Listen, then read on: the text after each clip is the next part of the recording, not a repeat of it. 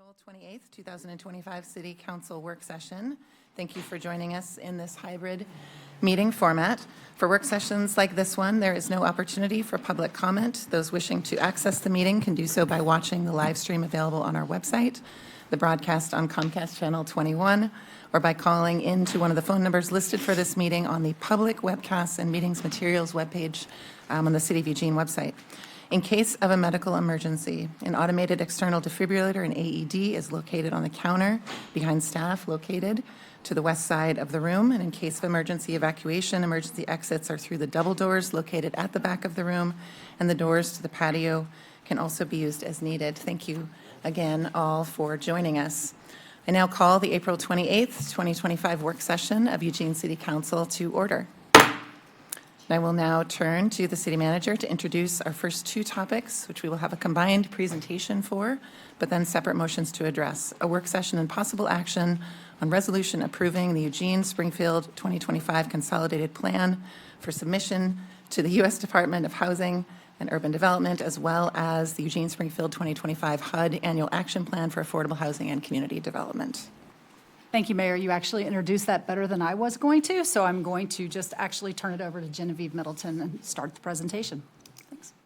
Great, thank you. Good evening, my name is Genevieve Middleton. I'm the Affordable Housing Policy and Planning Manager in Community Development. Today's presentation will cover two items on your agenda. The first item includes an overview of HUD's consolidated plan requirements and the proposed strategic goals for the 5-year plan. The second item is to review the annual action plan summary, which allocates CDBG and home funds for the next fiscal year.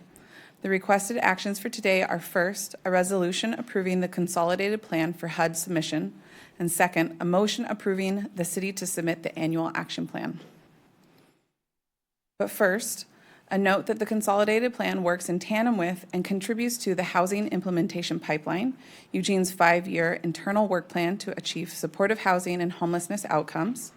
The HIP and the consolidated plan are aligned with several of the City of Eugene's strategic plan goals that meet urgent community needs.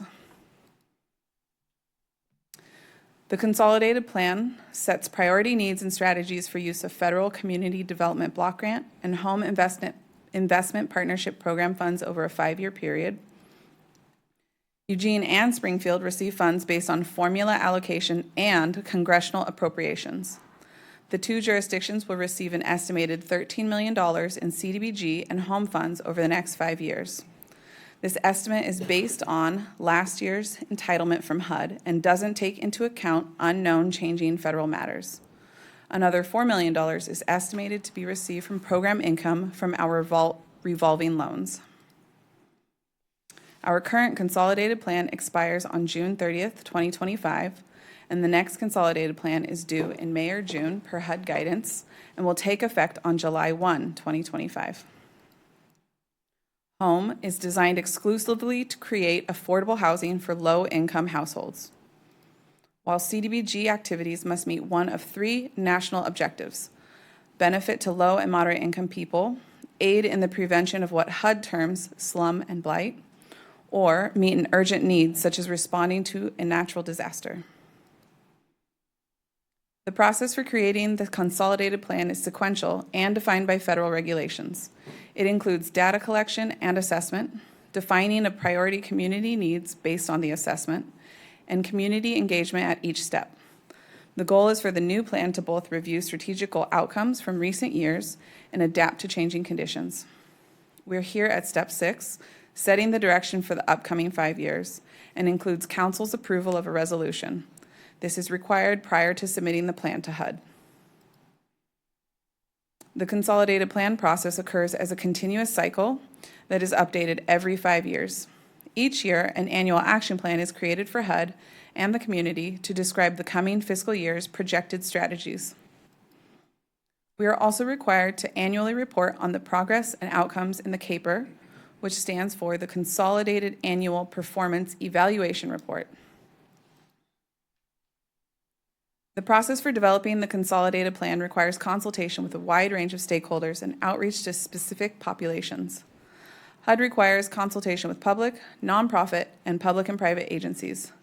Staff also engaged with local business leaders, shelter providers, Lane County Continuum of Care, our local housing authority, and 6 public boards and committees that are actively evaluating and addressing housing, homelessness, and community needs.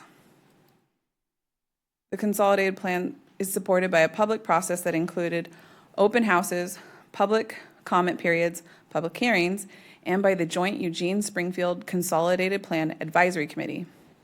The advisory committee consists of the 2 city councilors who are members of the Home Consortium Governing Board, plus 4 community members, 2 each from Eugene and Springfield. Councilor Semple in Eugene and Councilor Rodley in Springfield attended and voted at our fall 2024 meetings. Over the last 20 years, we have seen a decline in entitlement funds from HUD for the CDBG and home programs.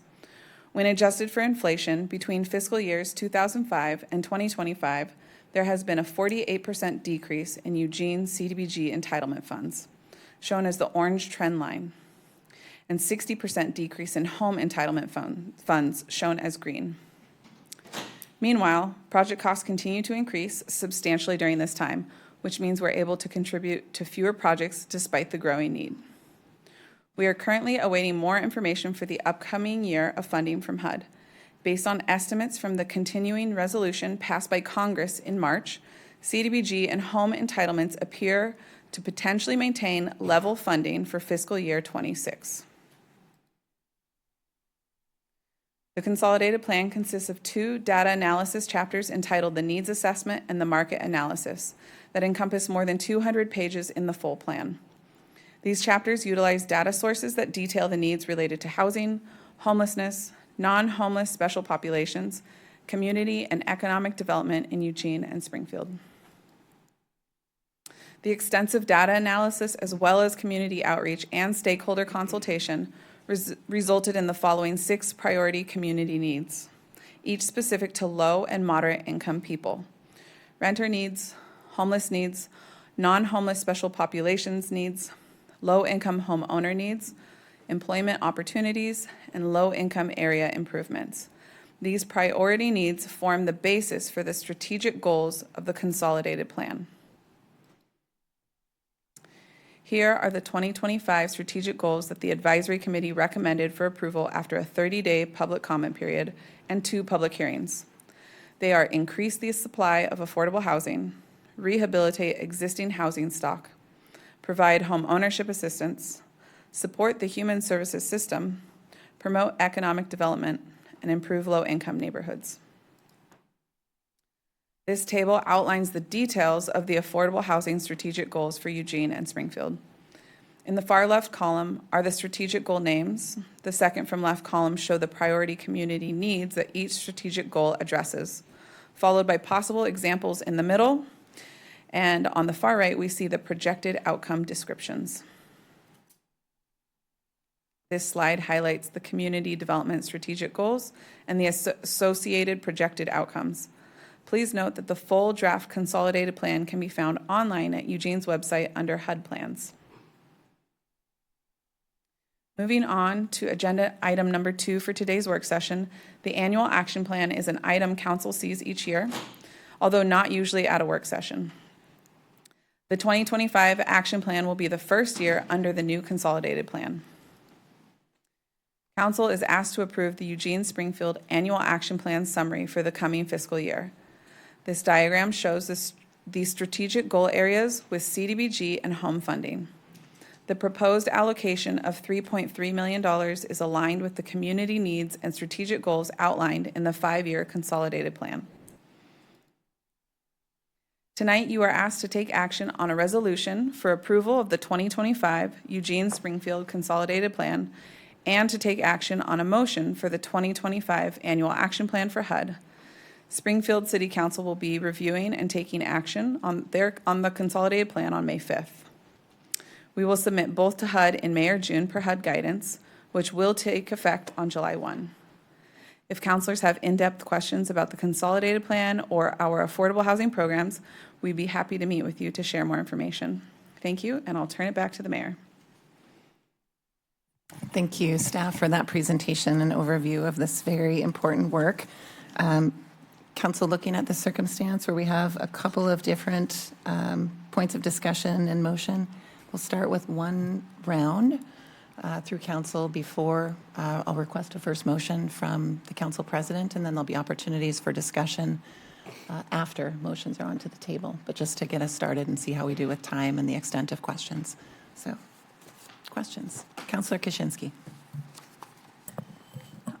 First of all, I want to thank you for the work that you're doing. I know that one of the things that's top of many of our minds is housing and the lack of affordable housing in our community, and this work is essential to help us get new housing and new affordable housing in our community and preserve affordable housing.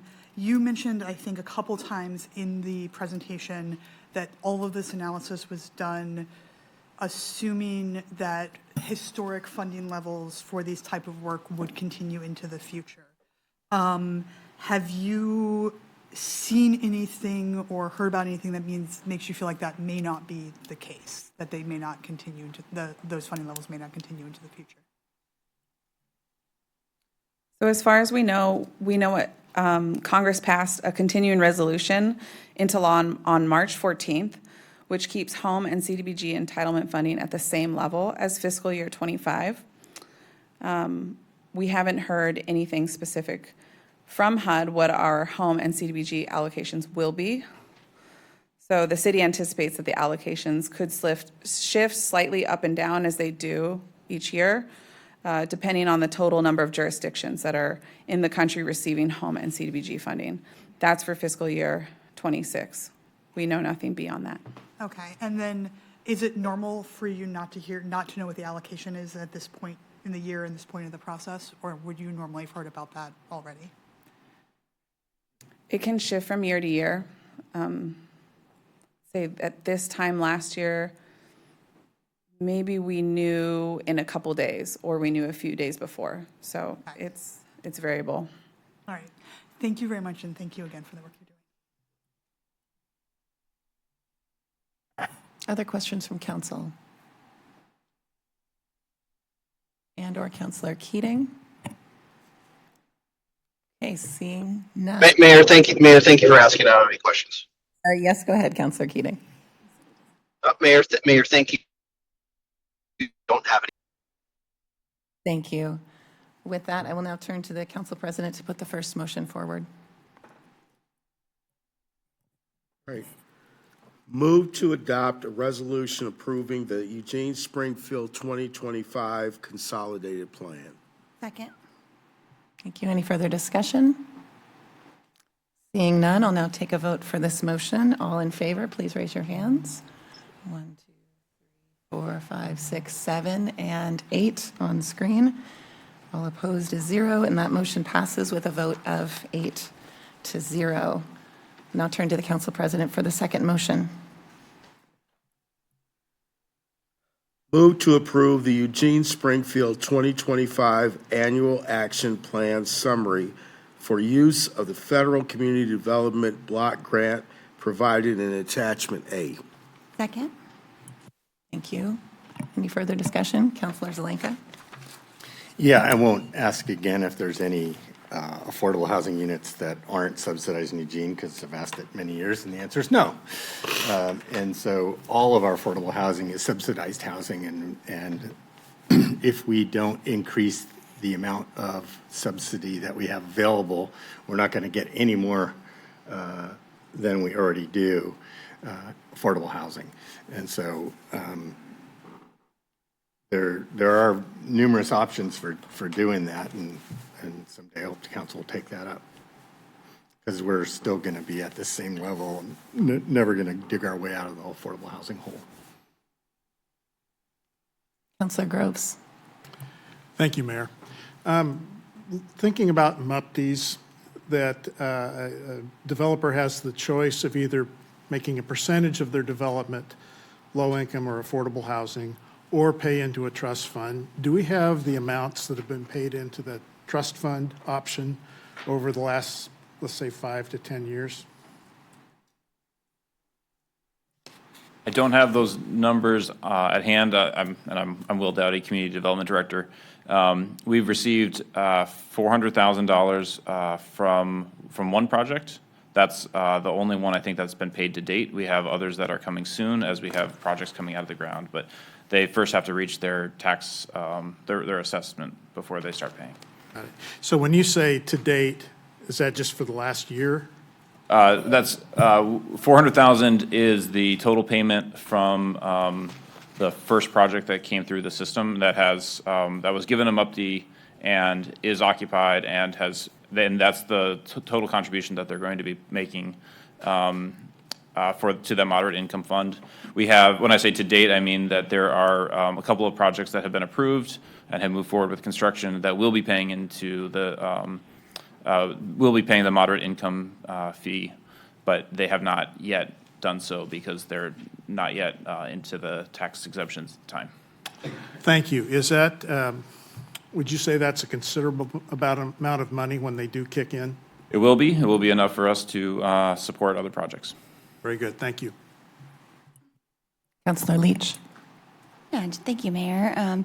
What's the average award amount for a CDBG award? That's highly dependent on the program. So the different strategies offer different award amounts. Flexible.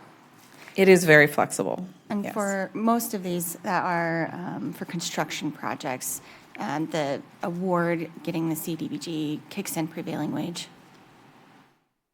Can you repeat the last few words you said? Does it force the project into prevailing wage, no matter how large the project is?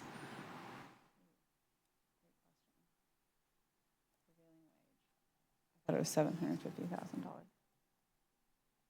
Huh? So one of our strategies is rehabilitating existing housing, and that does trigger Davis-Bacon. Yeah. How many were given out last year? There's a chart in here that gives outcomes, and the outcomes are wonderful, but I'm curious if there's multiple projects going into each of those. Yes, there are. So depending on which chart you're looking at, supporting human services will have multiple, I think about 4 recipients of those, and then rehabilitate existing housing. Typically, it's 1 recipient per year. And increasing affordable housing with home, it's typically 1 in Eugene and 1 in Springfield every few years. And promoting economic development, we have several programs within that. And so we'd like to see maybe 2 or 3 awards going out each year. Thank you. Yeah.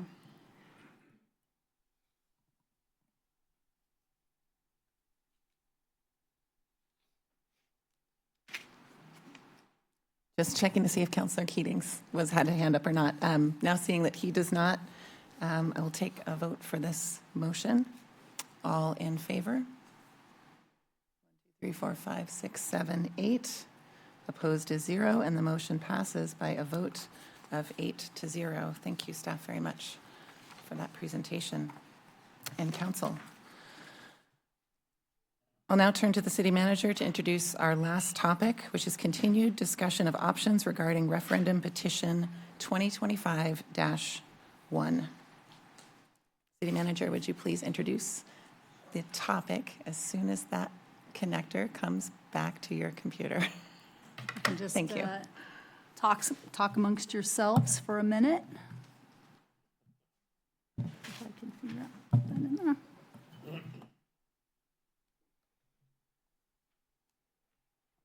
If I need to push the button, just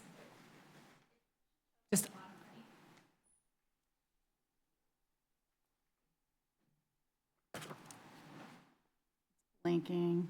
It's thinking. It's blinking and thinking. Actually processing. Ones and zeros. Ones and zeros. That circle is it.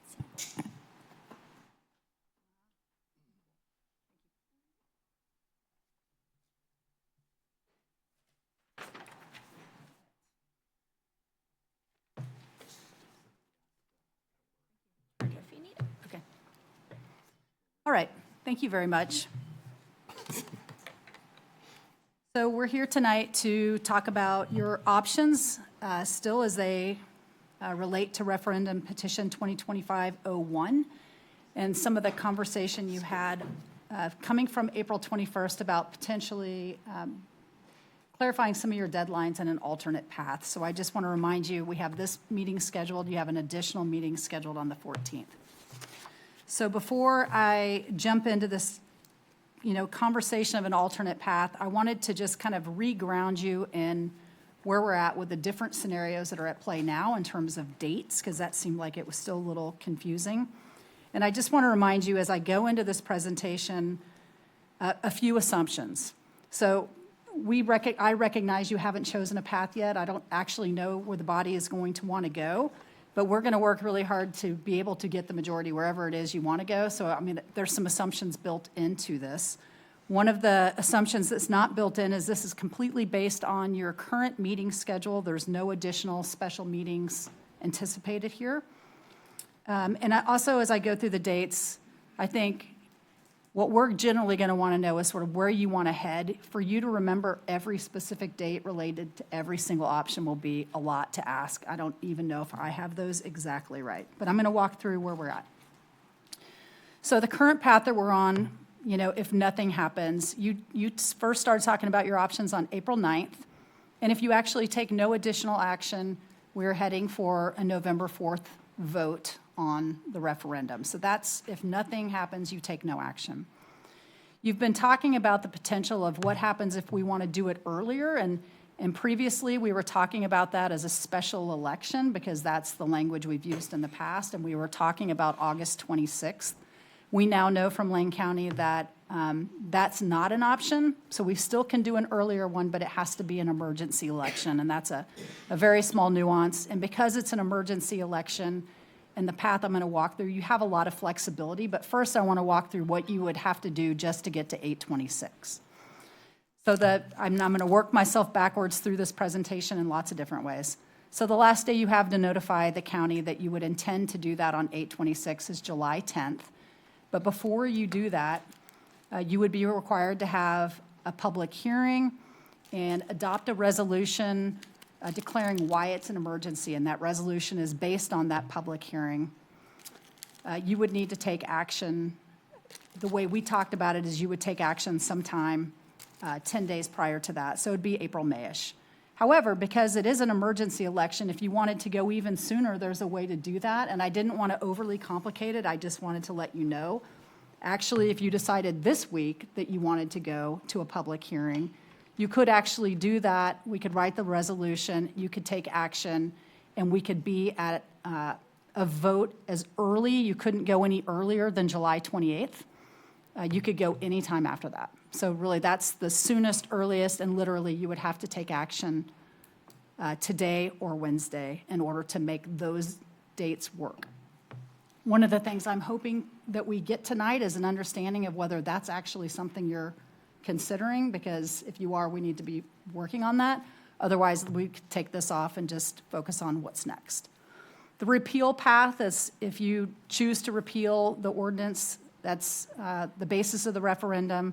You have to let Lane County, we have to let Lane County know by September 3rd or it will be on the ballot. And you could take action on that anytime between now and when you go on break in July. I think I pretty much hit that, but it could be a little bit different.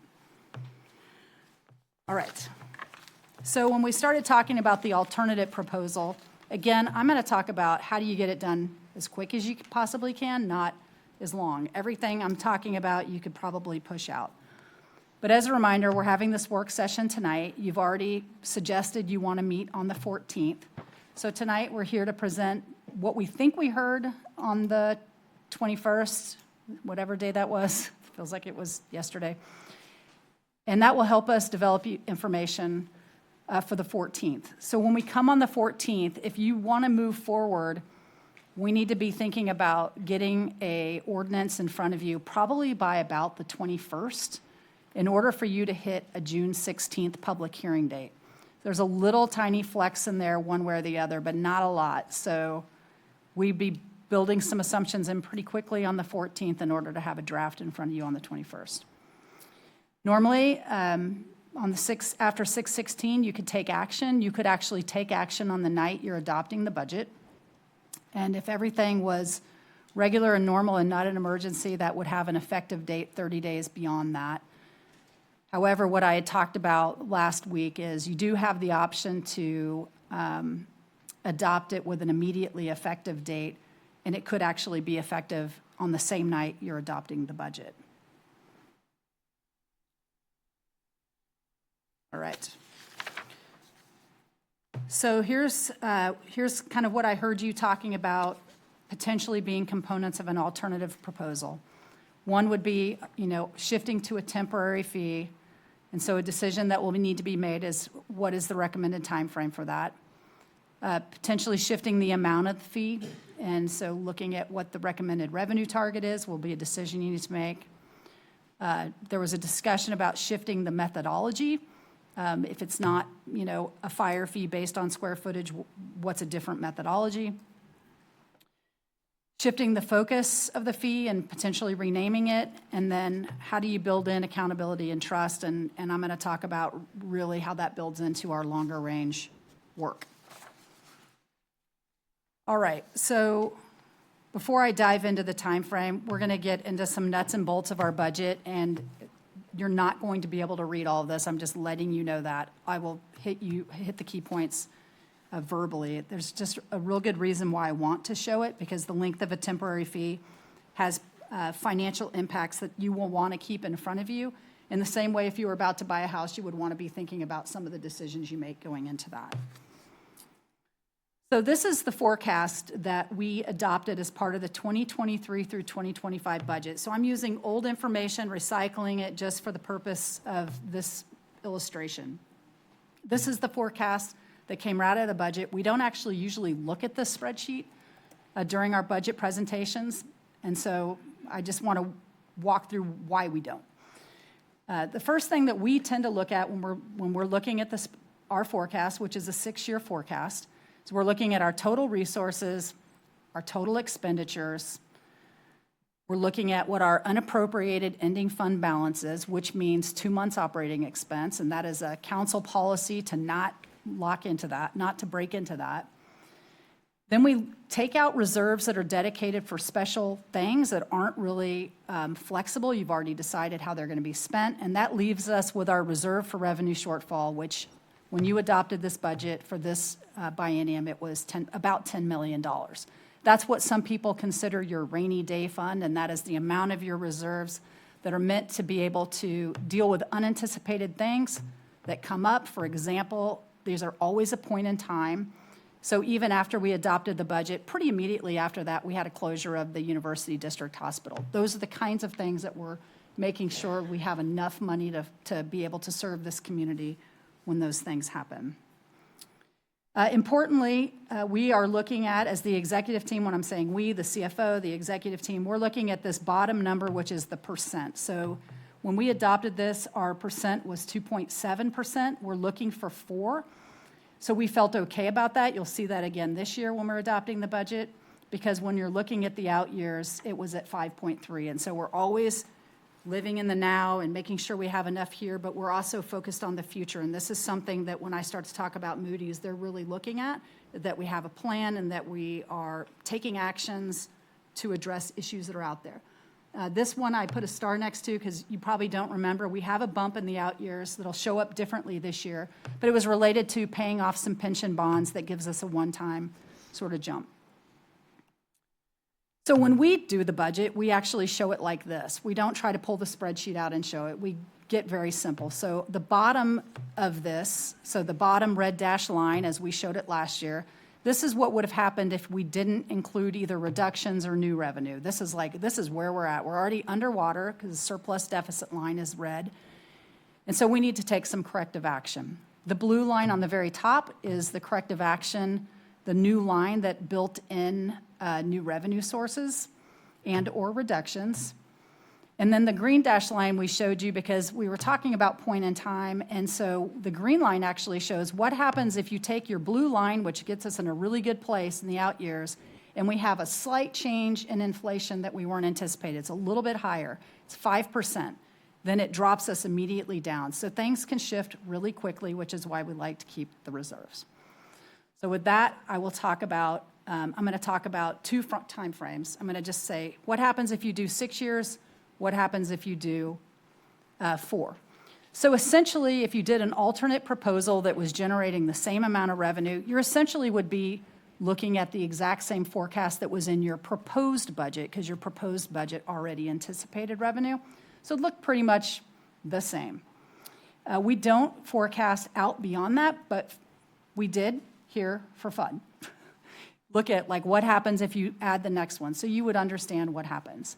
So if you have a 6-year fee that drops off, then when you're looking at that next biennium forward, you're looking at if you do nothing, you have a deficit of about $17 million. That puts you into the negative on your reserve for revenue shortfall, and it drops you to negative 0.2 when you're looking at your percent of your revenues against your projected expenditures. Not a good situation. No one would recommend that. So in order to get to the 4% that we would be looking for in that out year, you're looking at about $18 million that in that next biennium you have to take care of. So that's $9 million a year. It's not $18 million a year. So $9 million a year is something you have to be planning on. So between now and then, there has to be a strategy to either reduce that or generate new revenue. The 4-year just sort of moves that up a little bit. So in the 4-year, if it drops off and you do nothing, you have about a $12.8 million operating deficit. That takes your reserves down negative 1.6, which now you're in the negative 0.4. Both of these scenarios that I've talked about, the do-nothing scenarios, it would be so out of character for the council. In particular, you'd be eating into your 2-month operating reserve, which is a pretty solid policy. You would definitely be putting the city at a pretty substantial risk at that point. So in order to fix that, you're looking at a $17 million in the next biennium, because it's sooner, so it's a lower number. And all of this, when we talk about it, we're not just talking about trying to keep services going. That these are all very important things, but we keep talking about our Moody's rating, and the reason we do that is because we are an agency that gets a credit rating from Moody's. This is separate but connected to our independent financial audit, and it is essentially determining what our credit. They're the leading provider of credit ratings, research, risk analysis, and they're looking at us and trying to determine what level of risk we have. What ability do we have to pay back our debt? What ability? All of that. Like, what is our credit worthiness? It's just a big picture, and somebody that works in finance could talk a lot more about it. I do recall being in the interview with Moody's very early in my career in this job, and it was pretty intense. They ask a lot of different questions. They're not just looking at spreadsheets. They want to know how we make decisions. They want to know who's on the executive team. They want to know how long you've been on the executive team, how long you've been in office, what are we doing about homelessness. It is a lot that they're taking into account. And as a result of that, Eugene has had a pretty strong rating for a long time. We're AA1. You can only get higher. The only higher is AAA. Portland and Lake Oswego, I think, are the only cities in Oregon that are there. And these are a lot of the other cities in Oregon. Importantly, I just want to point out, these are all investment grade ratings. So Oregon's doing a great job across the board in their cities of being at an investment grade. But when you're moving up and down, it can have a difference in your point spread and what you may pay in interest. So even a downgrade, even being still at an investment grade but moving down, can cost the city more in interest rates in the long term if we're borrowing. So again, it's really about measuring our risks, our borrowing costs, investor confidence, even people that are coming to invest in this community, and the confidence our community has and service impacts that are related to this. I did want to also point out, Moody's also does a credit impact score that's related on, they call it an ESG, so it's based on environmental, social, governance issues. Not directly as part of the score, but it kind of fills in the edges of some of the things I was just talking about. Like, what are the environmental risks to this community? What are the social risk to this community? How are we governed? How is the elected body making decisions? What kind of policy do they have? And all of that goes into the ESG score. And the only reason I'm actually mentioning it is the only other city in the state of Oregon besides Eugene to have a CIS1 is Portland. So when you look at the governance in particular, they pointed out very strong governance. You have a good reputation going forward. So all of that factors in, and these will be things that I'm thinking about when you're talking about potentially shorter-term solutions. So the next piece was revenue target. As you know, our current proposal has $8 million of kind of stabilizing funds and $2 million of new revenue to make it go away. This is not a comparison. An alternate could be, you know, is it an $8 million? These are not things we need you to decide. Is it $8 million in restoring kind of what was in the proposed budget,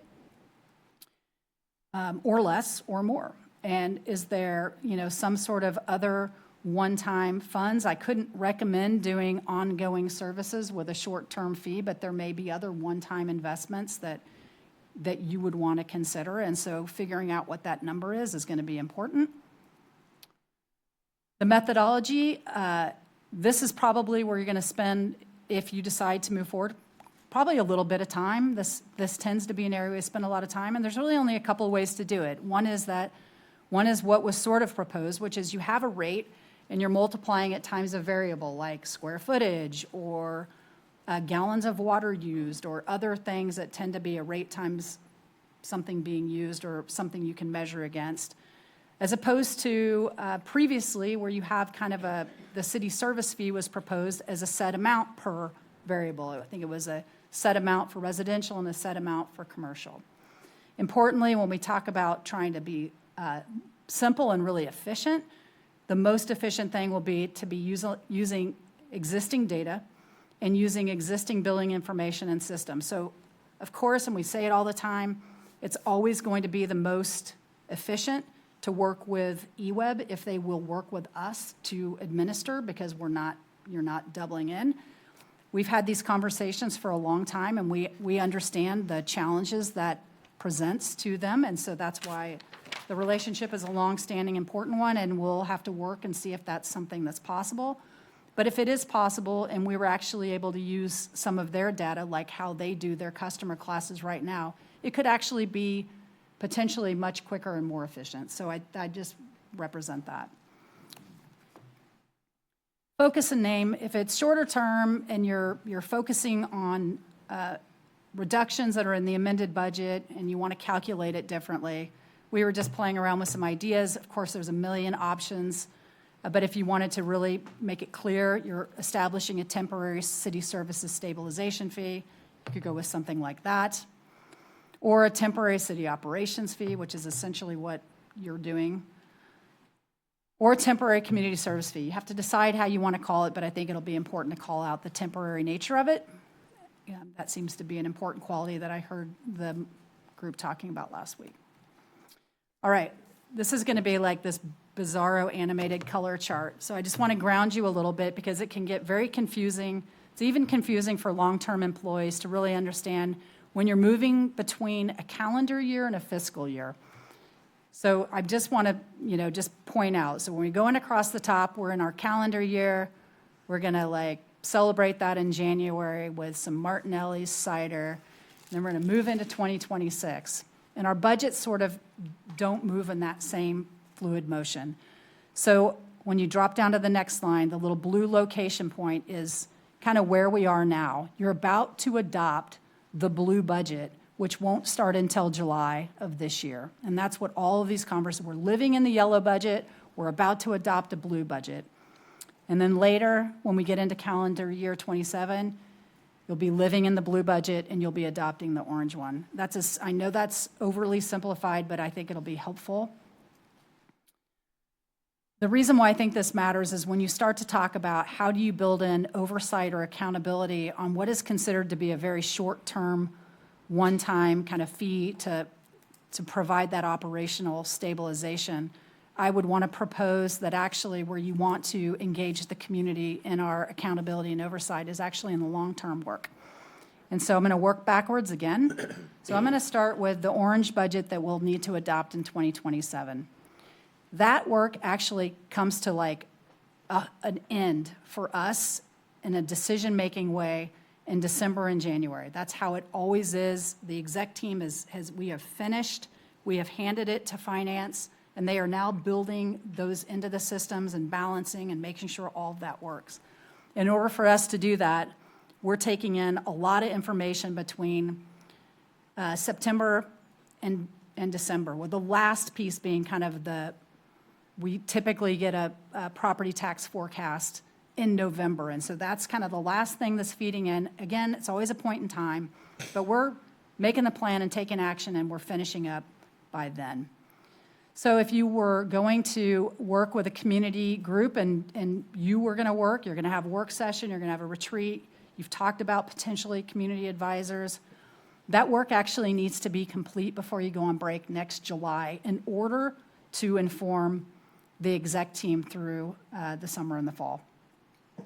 That's a lot of work to happen. There's, if you're going to dive into the financials, potentially talk about priorities, maybe you're going to talk about a new revenue source, maybe you're going to talk about economic development possibilities. All of that will end up in some sort of a report that will inform what happens after July. And that work actually can't start until you adopt a budget and come back from your summer break. So that's why it's like these things, it feels like when you're talking about 2 years, feels like a long time from now, but it's actually not that long when you start looking at how you schedule your meetings, how we work, how much information has to come in. In the meantime, depending on what you do here, your decisions will be sort of lockboxed into the 25 through 27 budget, and it'll be like all the other general funds. It's in there, you kind of know what to expect, and unless something really changes and we're here with a supplemental budget, that's what you have to expect. Then you're going to do this work, you're going to do it with or without the community advisors, you're going to do that work. You're eventually going to adopt another budget that will lockbox in those decisions that have come out of that. So you have really two accountability strategies of the budget, the supplemental budget. It would be hard to imagine if you were really just kind of backfilling some of these things where you would use the community advisors in a way that's different than the rest of the general fund. So that's why I present it this way. So that what we're looking for today is there other information you need? If there's a path you're sort of interested in or not interested in for May 14th and any other things. And again, one thing that would be great to get off the table is if the majority says, you know what, we're either doing November or we're not doing it, that would actually be really helpful, and we can stop trying to figure out how to make that happen. And that's it. Thank you. Yeah. Thank you, City Manager, for all of that information. I'm resisting the urge to make you walk us exactly through that accountability process and calendars one more time, but I know we're going to have more time to talk about this. Yes. Okay. Putting the floor for council discussion.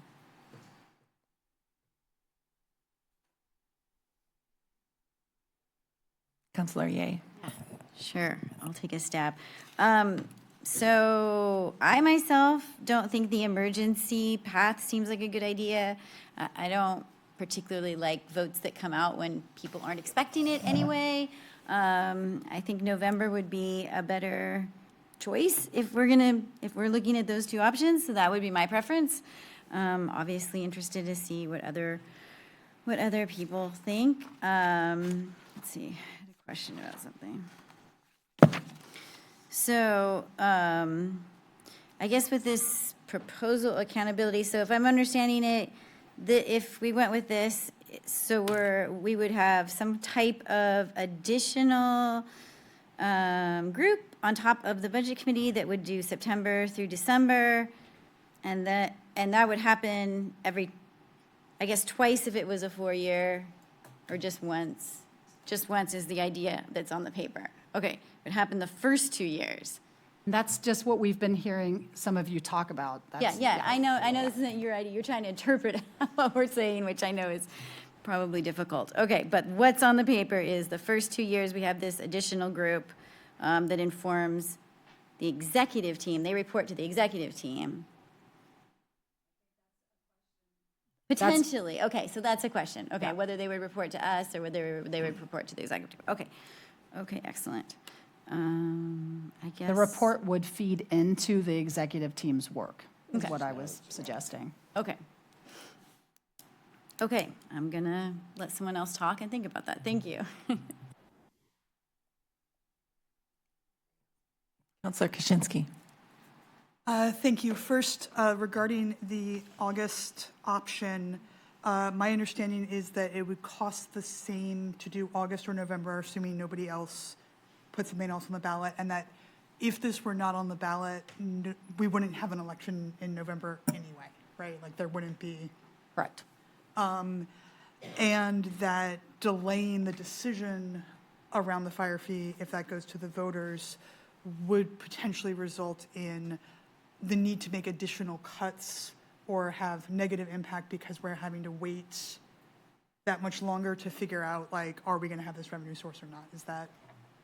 Yeah, I think the way I've described that before is, and we can talk about this in more detail on Wednesday night, but the idea is if you're going to have a bridge and you're going to use one-time dollars out of that reserve for revenue shortfall or other savings that we capture, if you're going to bridge, you need to be bridging to something. Otherwise, we're spending $1 million a year without a resolution, and that's the kind of things that would like send off red flags to our credit agencies. So that's where I get concerned. Yeah, so given the financial impact that if this goes to the ballot, November has a much greater negative financial impact for the city, and so would be interested in leaving the August option open. Going on to other questions, if we changed this so that it was not dedicated to fire, if it was a fee for one of those other options, that would mean that it would not go into a dedicated fund the same way, it would just go into the general fund, is that right? I think that's a decision point. Okay. But certainly. I would have opinions, but it's Certainly, still a decision point. It would be unlikely to go into a general fund that designates all the money for fire, or to a special fund for fire. Okay. So that is good to know. If I'm remembering correctly, early on in this conversation, there was a different methodology for collection and assessment proposed that was more closely based on eWebs. And this was before I was on council, so I'm doing this from memory, but that was based on like their commercial and residential designations. Am I remembering that correctly? I don't think we've shown that before, but we'll be prepared to show that on May 14th. Okay. Yeah. Because I remember hearing at some point like something where I was looking at a division between residential and commercial, and that was changed in part because we got feedback that we didn't. Or am I just like making things up that I'm remembering incorrectly? Councilor Kaczynski, I think the first rate methodology that was shared for the fire fee was more closely based on our stormwater accounts. Okay. Customer class for electrical is slightly different than that. Okay, but our stormwater does charge differently for residential and commercial. Okay, that's I think what I was getting at was that split was something we moved away from intentionally. And then I think I will stop there and see what others have to say. Counselor Leach. Thank you, Mayor, and thank you, City Manager. Thank you, Councilor Kaczynski, for this. I'm going to kind of expand on that. City Manager, you mentioned this kind of bridge to nowhere. I really like that analogy.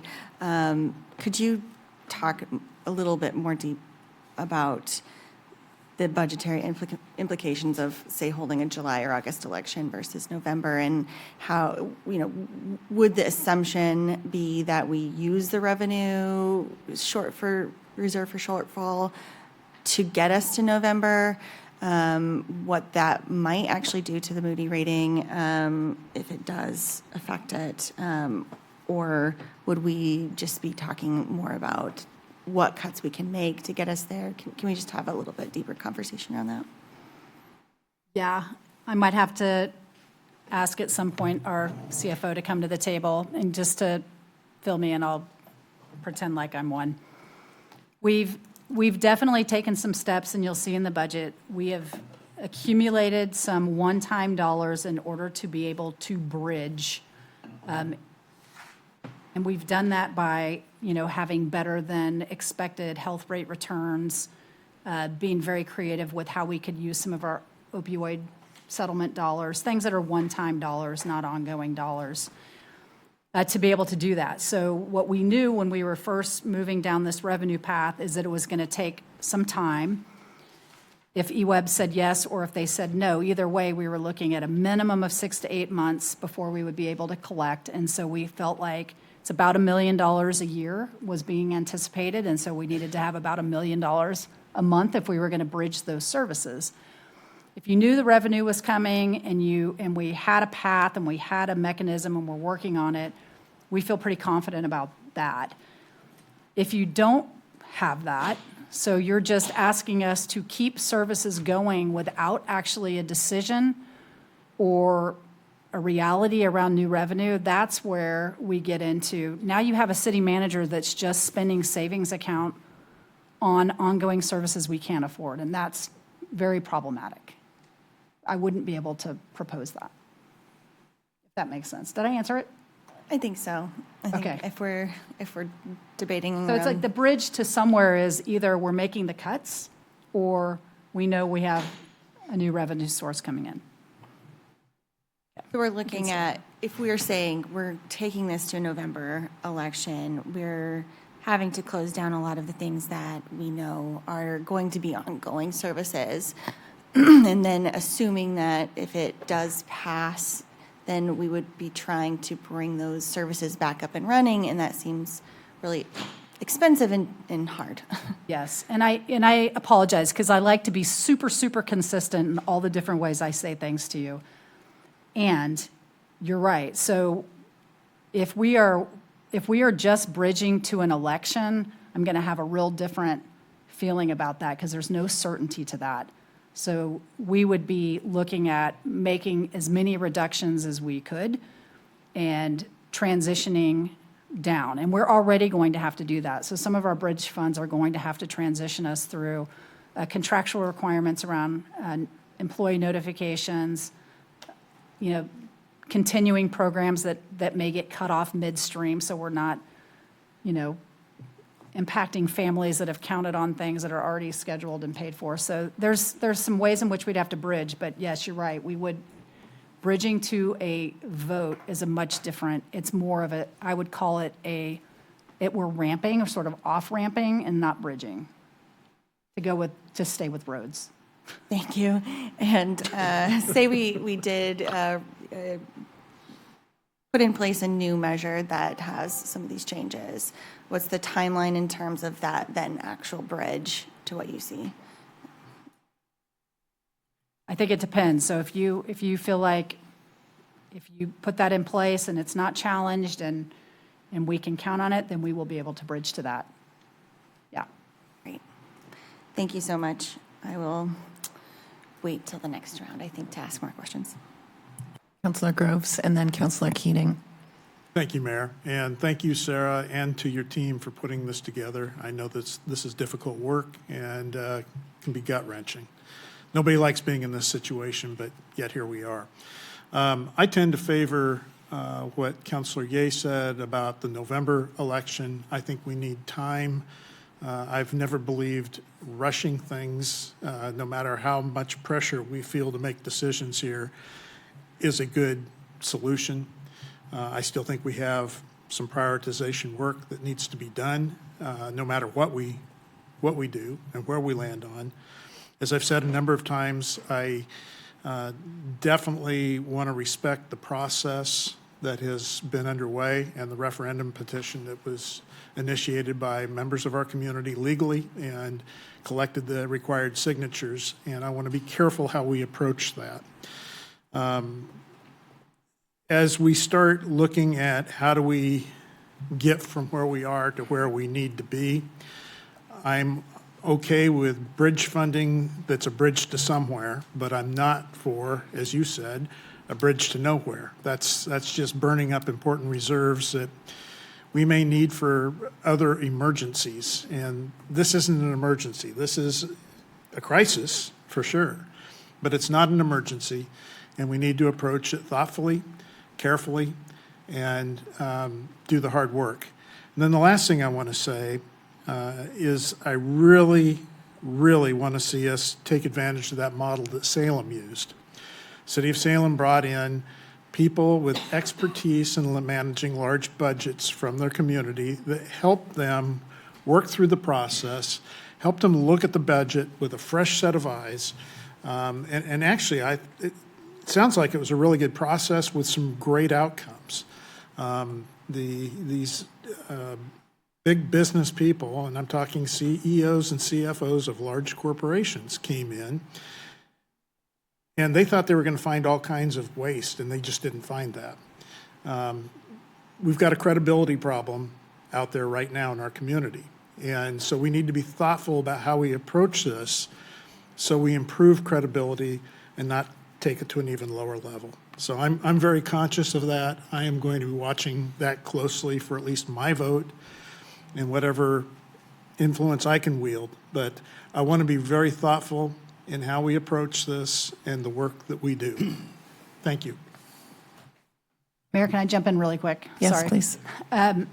So one of the things that I've anticipated in all of this is that when each of you talks about, even though you may have all 8-0 voted to have a retreat on long-term sustainable budget, I think it's possible that each of you have a different idea about what that means and how you get there. And so, our intent would be we kick this whole thing off with a work session or two talking about how you want to craft that, what you mean by that, and how you do or don't want to include an outside community group. So you're going to have time in this, no matter what you do, to have that conversation and determine how you want to move forward with that.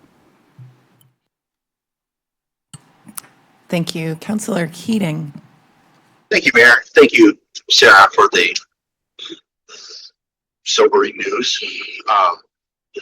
Whether it's an off-ramp or a bridge, whether it's an emergency or a crisis, I would submit that the alternative naming schemes, I say this with all due respect, lack some urgency.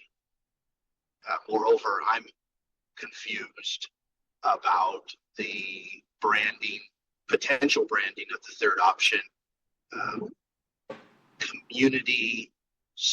temporary community services fee, if memory serves.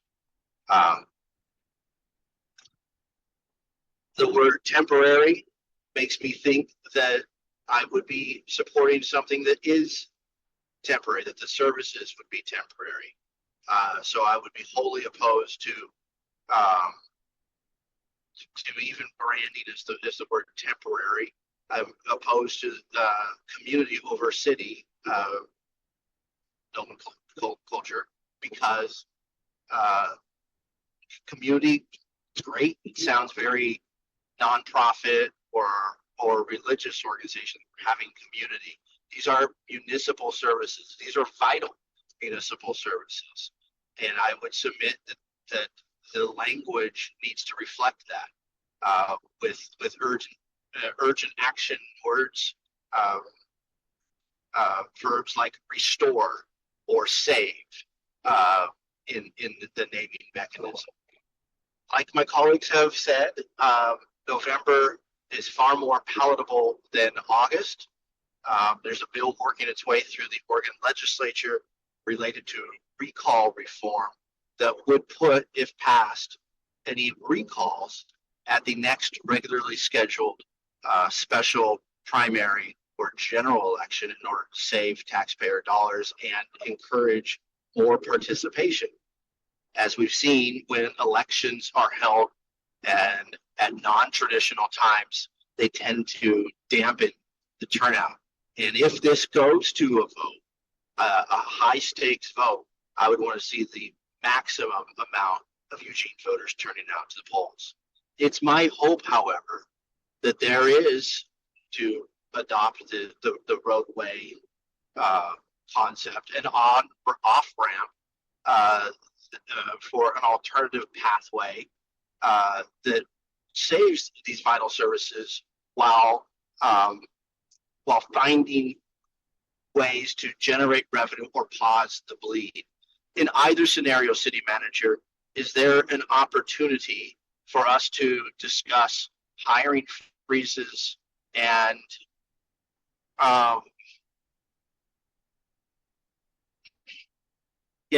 hiring freezes as one of many hiring freezes uh, as one of many options council has to stop spending. I know it's something that we've done in the past. Is that at the top of the kind of alternative options? So we essentially already have a hiring freeze in place. So I'd never like to call it a hiring freeze because you'll see jobs continuing to get posted. They're only posted if the executive director says, hey, this is something that's really necessary. Otherwise, we're holding positions across the organization already, which is actually why you don't have a council coordinator right now, and we have a vacancy in that position. So I'm just using that as a direct example. So that wouldn't typically be something council would direct. That's something we do, understanding that we have potential closures and layoffs, and it's just kind of how we operate.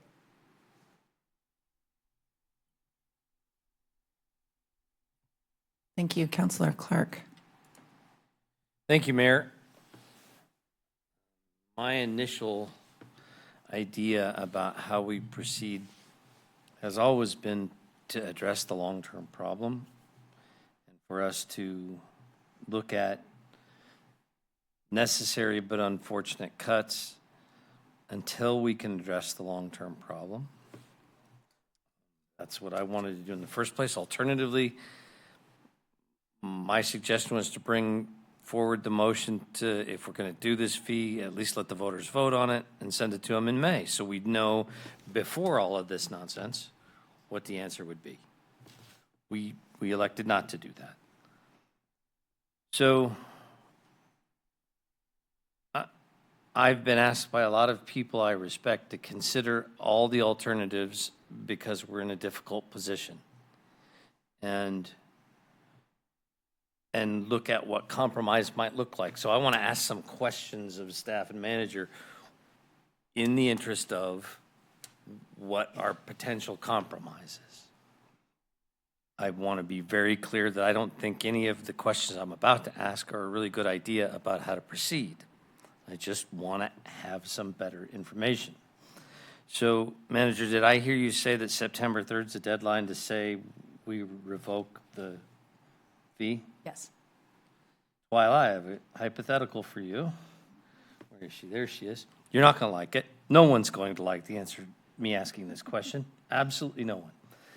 I can think of some people who will be very angry with me for even asking.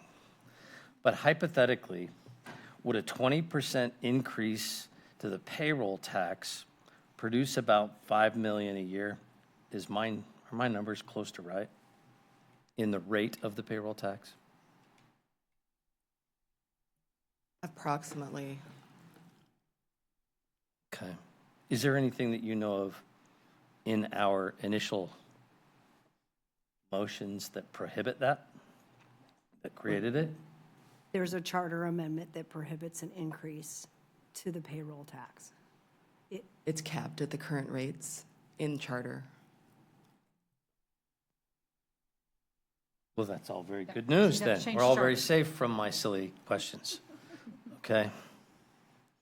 I'm simply asking this as a means of saying, what are all of our full slate of options for how we might get from here to there without having to close pools and everything else that nobody wants to do.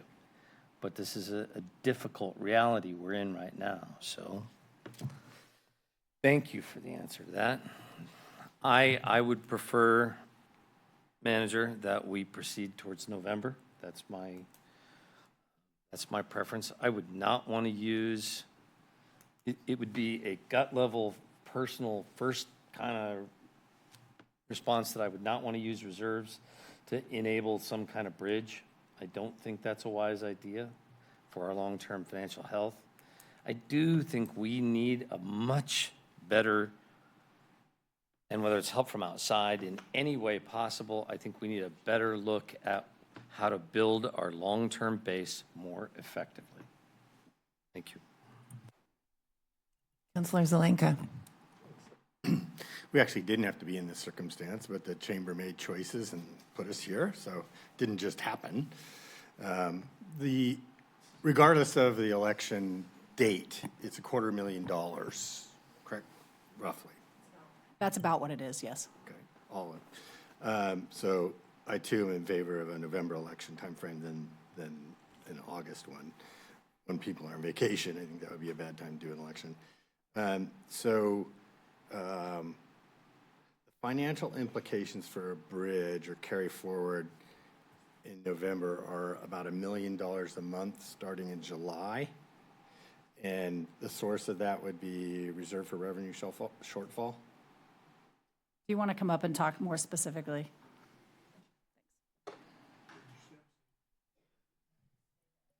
I will. I'll just stay here.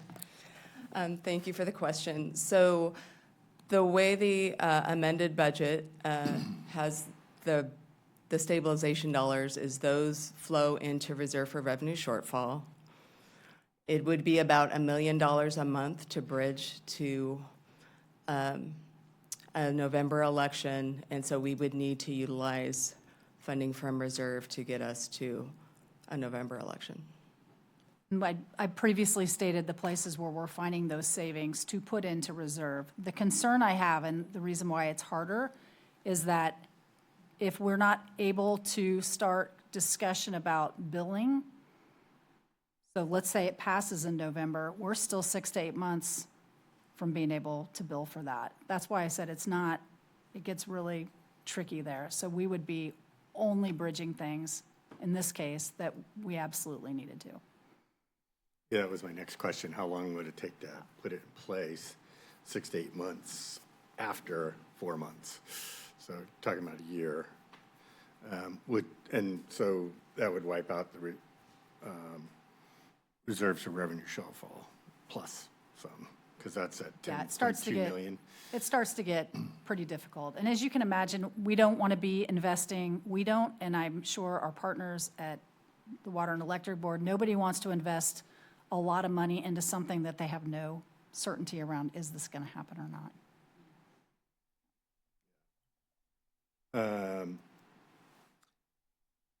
The do nothing has kind of two flavors. If we had no new revenue and just 8 reserves, that's the bridge to nowhere.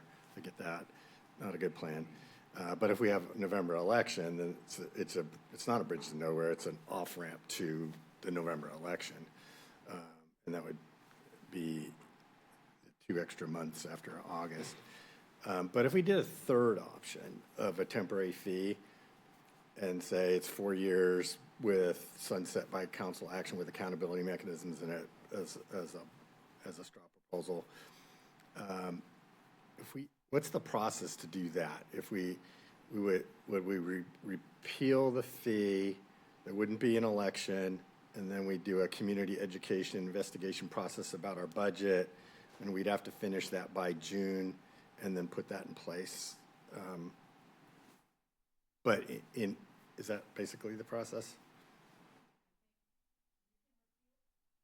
You can repeal the fee anytime between now and September 3rd.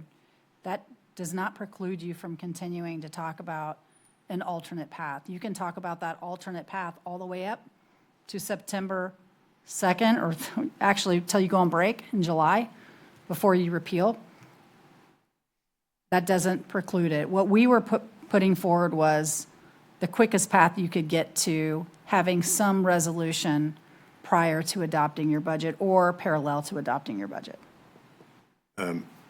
Yeah, I get that.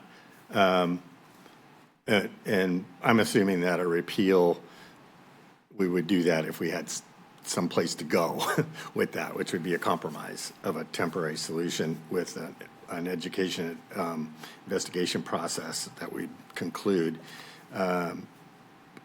In that circumstance, is it still a year before you start collecting any money and you still have the $12 million to You know, come up with? I think from whenever we have certainty of a fee, meaning it's effective, like if you did something where it's effective on June 23rd or it's effective on July 23rd, from that point forward, we have 6 to 8 months. And that's really like if things go well before we're collecting. If you wait until August, September, October, November, so for example, you wait until the vote, it's 6 to 8 months beyond that. I have a question about layoff notices and how that works. So if we know there's going to be budget cuts, if people get laid off, there's bumping rights, seniority rights. Is that organizational, or is that union specific? Or so then all these people start doing musical chairs in the organization, but we lose potentially within specific programs, the ones identified in the budget cuts, we lose that expertise and experience around those. That's my fear about what Yeah, what so would we're happen. already in that process. So we're As soon as you working, announce every union has a different timelines and different requirements, and our non-represented employees have different dates as well. So I don't have the spreadsheet right in front of me because I have this right here, but we have all of that. So we would be giving employees their final sort of notice when you adopt the budget, depending on what you adopt. And then there's some timelines that go from there. That would be in June. But currently, people know, everybody in the organization who may be impacted by the amended budget knows that, and they're all able to sort of move into other vacancies as they are qualified and able. I'm not the smartest person to talk about this. Or actually, I might be the smartest, but I'm not the most educated in all of our HR stuff. So, right, and these are real people with families and mortgages, and they have to do what's right for them, so all that's gonna, all that musical chairs is probably gonna happen regardless of where we are. All right, thank you, Mayor. We go to Councilor Evans for a first round, and then we'll come to second. Councilor Evans. Okay. This is a more difficult question, but I think it's one that is roaming around a lot of our minds in terms of how many positions do we have budgeted? Because what we're really talking about here is in terms of the cost of employees. I'm talking about salaries plus benefits, retirement, all of that. How many positions do we have currently in the budget that are not filled that could go away? Okay? They could go away, and we could begin to kind of balance things out by saying, we are not going to do this, hire X, Y, and Z, knowing that it would handicap us in certain ways, but would still provide some initial savings without us filling certain positions. You see where I'm going with this? Well, I see where you're going. Can see savings. Essentially, right now, we have many, many positions held vacant, anticipating we're going to be doing a layoff. So we have that. What you're suggesting is a budget where we just cut all the vacant positions, which would include a lot of positions that I couldn't recommend you keep vacant. There's, every day we have. Well, not all the people vacant retire. positions, but Now, we could strategically. provide you a vacancy report. I mean, that's available on our website. I just don't remember what the total number of vacant positions are right now. I'm talking about something a little more surgical than just a base blanket saying, okay, we take out these 17 positions, but instead looking deeper into what is necessary in terms of the function of the city versus something that we could add back later, a year or two down the line, that we've already kind of budgeted for, but we could take out of the budget and look at, okay, we can accrue some savings here, because I mean, we're looking at, if you have an employee who is getting a salary of $100,000, then you add on top of that the benefits package, which I would say, what is it, 40%, 38%, 40%, and that would include PERS or other retirements in that equation. So we're looking at, basically $138,000, $140,000 per position in that example. Yeah, so your amended budget eliminates about 35 to 40 FTE right now. And those are things that we thought through really carefully to try to be surgical. I think this conversation can continue as part of the budget process. I think one of the things that I'll remind folks of as we go through that is that when you eliminate the position, so say you eliminate the FTE, you eliminate the salary, we certainly save on benefits, and we aren't paying their current PERS rate, but we will pay their PERS forever, even after they leave the city, for the basis and what they accrued while they're here. So they stay on our PERS liability, even if they're not working for us anymore. On our bottom line, Yes. okay. But we'll be more prepared to be able to talk about this through the process, for sure. Because I know that, in basically in any organization, we're talking about somewhere around 80% of the budget is embedded in personnel, some form or fashion. Any way you cut it, we're talking about people. Or people that we have budgeted for who are not there yet. That we may not be able to afford to take on at this point in time, regardless of whether we need those individuals for critical duties or not.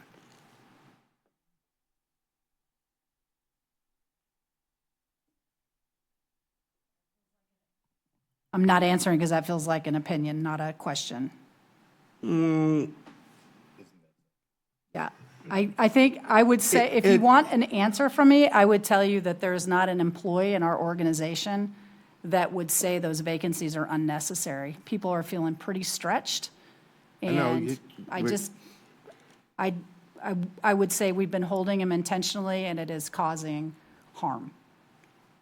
And I get that. Once you start reducing staff, then other people have to pick up the load in other areas, and then you're asking them to do more with less, and then you're increasing the level of stress that you have on existing staff to get the work that needs to be done.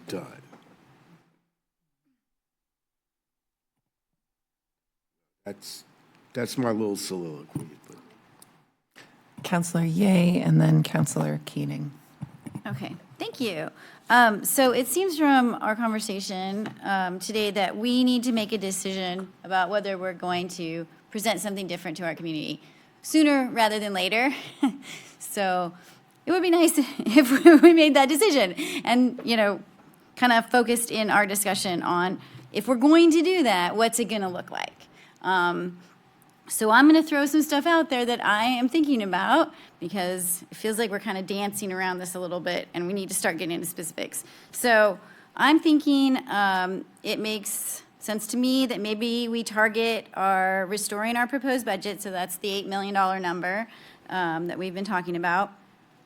The methodology for me, I'm not sure. I'd love to have some additional information about maybe what we talked about before with the stormwater versus what it is, the one that we have now is based on square footage and how that might affect what people are paying and all that. For me, I'm not really sure. I really don't know what the best, if we're going to change it, what the best thing to change it, or if we should just leave it where it is. So more information around that would be very helpful. While I'd like 6 years, I could live with 4. I think 2 bienniums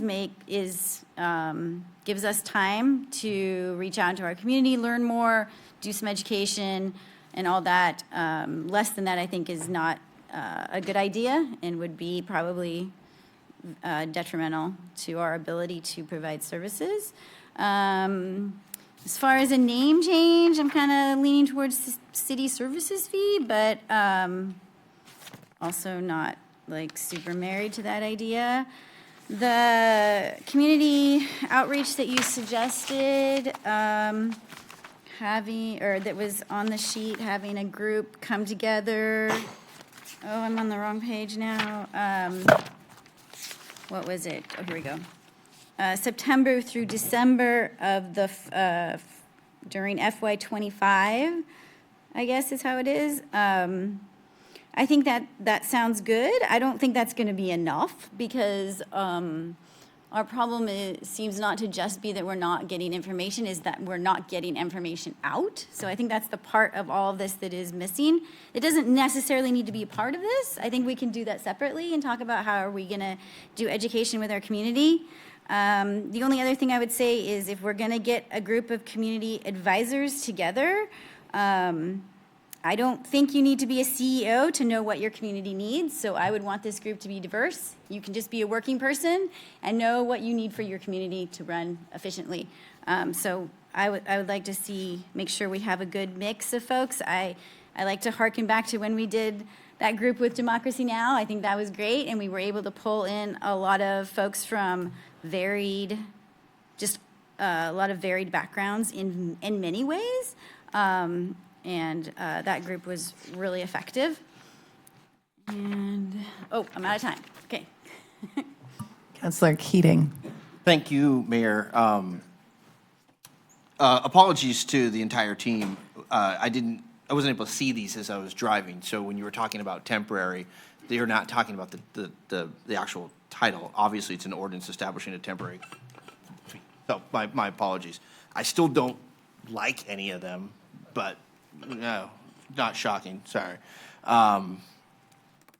The sunset timeline, at 4 to 6 years, it's my understanding that originally the chamber was advocating for a 2-year. You've heard me at the dais advocate for a 10-year. So I could live with any of that in that range, that 4 to 6 year range. When would that start date be? When does that clock start ticking, and what are our options? How flexible are we as to when we would start that?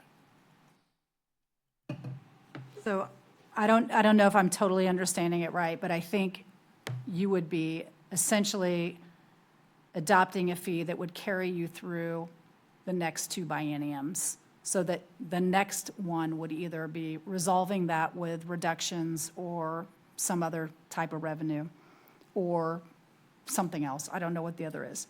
If you go less than that, if you go on an off year, like a 3-year or a 5-year, then you're adopting a biennial budget. So for example, if you went 3 years, when you get to this orange piece next year, you're reducing, you're gonna have to, wow, that was cool. I don't know why it did that.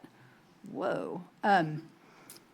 You would be adopting a biennial budget that already has to identify cuts. So you'd have $9 million of cuts in the orange year that you would have to identify if you only have a 3-year fee. Okay. Right. Back to the topic of vacancies, not filling positions or hiring freeze. In addition, I'd like to explore early separation incentives. And just, okay, here's a couple examples. I'm just, similar to my colleague from the north, I'm going to say something that's probably going to make some people really uncomfortable. So I'm going to preface it with extreme apologies. City Manager, you announced your retirement coming up in December of 25. I can't thank you enough for your service. This council has has taken action to have two assistant city managers. If we were to say we're going to have a hiring freeze on one of those three assistant CMs and hire within, that's a big ticket freeze. We have a police auditor vacancy right now. If we're going to say we're going to promote from within, and rather than hire someone to nationally come in that would cost significant dollars, that would be essentially a freeze, even though we are obligated by statute to have a police auditor. We could hire from within and not bring a manager in. And then I would like to hear your input on that. I hear it, that it's an unorthodox concept, but in addition to that, well, I'd like to hear your thoughts on that, City Manager, and then I have a follow-up. Sure. I don't think it's an unorthodox concept. I think that, idea of freezing, hiring within, cutting positions, these are all things that our executive team has been talking about for the last 10 years. I mean, every budget pretty much that we've proposed, we're looking at how to best do that. So you're wading into a lot of operational detail, so that's what I'm mostly looking at, is like, council doesn't usually weigh in on hiring freezes, or should we do an early separation? That's clearly within the scope of my work and the executive team's work. And so those concepts are already being floated. We're already working on them. So I will say this. You guys might have a different opinion and you get to decide. Even when we adopted the biennial budget last year, the 23 through 25 budget that had $25 million worth of reductions, we make investments. We continue to make investments to make a bigger impact in the community. And we made a decision. I put forward hiring a second assistant city manager and restructuring us so that they supervise departments in order to make decisions faster, do a lot of things. And I think we've seen some impacts from that people have been pretty happy with. So to reverse that, sure, you can do that, but you'll have impacts. And I think you need to really weigh those. Thank you. Of the 35 to 40 FTE that are potentially on the elimination page right now, how many of those reflect represented positions, or how many are temporary positions, and how many are managerial positions? Yeah, there's several hundred temporary positions that I did not mention. We usually just talk about our regular full-time exempt employees. And I don't remember the breakdown right off the top of my head. I don't either, but we certainly can. We will present all of this on Wednesday, yeah. That's part of what's happening, is you're getting into like Wednesday's budget discussions as part of this, and I see how they're together. Councillor Leach. Thank you. I do want us to refocus. We have 2 minutes. So I think if we're not taking it to an earlier election, we need to think about how we're going to structure something that's an alternative. The temporary fee, yeah, I would like to see us in a 6-year cycle because of how the budget forecast works. And I was told that if we ask for 6 years, we can go down to 4. If we ask for 4, it's a lot harder to go back up to 6. I'd like us to examine a 6-year, what a 6-year temporary fee would look like, and knowing that we can go down from there. The amount of the fee, we can look at the, what is it? What'd you say? It's called restore the proposed budget. Use that $8 million, but I think we need to start prioritizing within that. The methodology, I would defer to your expertise on that. not able to choose something like that. But yeah, something simple, something easy that we can implement as much as possible. Renaming the fee, if it's something like emergency city services, something like that, that we can designate, but is general enough that we can kind of wrap around what it is paying for. And the accountability and trust, I think, yeah, Counselor Ye, I think that education piece is so important. I don't know if we build that into this piece, but taking the budget out into the community a lot more, I've been trying to navigate our budget on our website. It is extremely difficult to actually get the information that I need, and I'm well informed. I think we need it in a digestible way. Even though we're trying and we're putting a ton of efforts and doing an amazing job at it, I still think it's not quite where we are. So that's how I feel like we can move forward for the May 14th session. And I don't know if we have an ability to extend this session by 10 minutes. Sometimes we're told that this one is not because of staff time. It's going to be really hard because we're down one person. Okay. We have to convert the room. No problem. Thank you. Yes, I just want to make a quick observation that Councilors Zelenka, Clark, Kaczynski, and Evans, all of you have requested time to discuss. We do have 90 minutes on May 14th to continue this discussion. Thank you. And feel free to reach out to me in between. yes, that was going to be my next follow-up comment, that given that we're at time and that this is an ongoing discussion and that Wednesday will also be I think, a robust opportunity to learn a lot more about a parallel integrated issue with our budget presentation. I'm going to move forward to conclude our agenda today, unless there's any objection to that. Thank you so much. With that, then, this concludes our agenda, and I now close the April 28th City Council work session. We are adjourned.